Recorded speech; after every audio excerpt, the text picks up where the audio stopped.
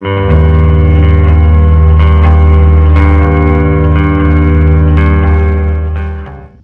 pagbabalik po, latest weather update po muli tayo October 18, 2023, araw po ng Miyerkules. Pero bago po tayo magsimula, hihiling lamang po ako ng isang tulong, like lamang po bilang suporta na rin po sa ating YouTube channel.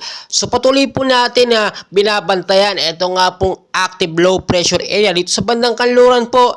Tinatahak nga po nito ang direction po ng Vietnam, no? Sa bantang Vietnam area na po siya, at ang binabantayan po natin ngayon yung extension po ng lakas nito nga pong active low pressure area na ito sa ating bansang Pilipinas. Do, nasa labas po siya ng Philippine Area of Responsibility, pero may maunting epekto po siya, especially po sa hapon hanggang sa gabi. Samahan pa po yan ng north wind easterlies na siya po nakaka-apekto sa ilang bahagi po ng North Luzon, Visayas at Mindanao. As you can see naman po sa ating pinaka-live radar, no, wala namang sama ng panahon na nakapasok nga po sa ating par. Pero patuloy natin binabantayan itong active low pressure area na lumalakas po, no.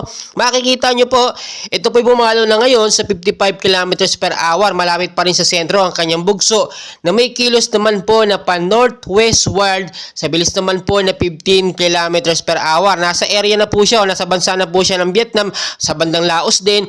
At nakita naman natin yung direksyon niya, papalayo talaga. Pero yung extension po ng kanyang hangin, makikita nyo, ito pong pa-northwestward na yan.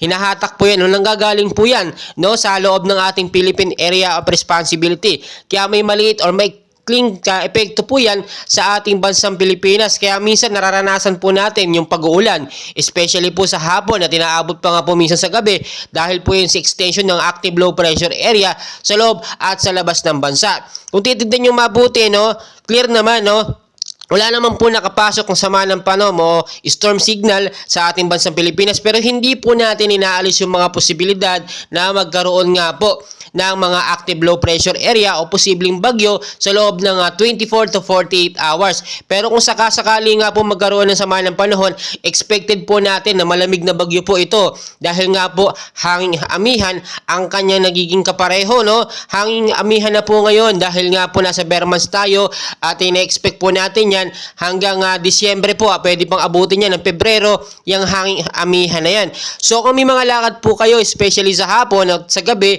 ugaliin po magdala ng payong, jacket o kaya naman po kapote para in case po nagkaroon ng pag-uulan ay nakahanda po tayo. Ngayon din po, linisin na natin yung mga lugar nga po na madalas binaba sa Metro Manila, sa Luzon, yung mga maraming basura dyan na nakatambak po sa mga kanal, linisin nyo po para makadalo yung tubig.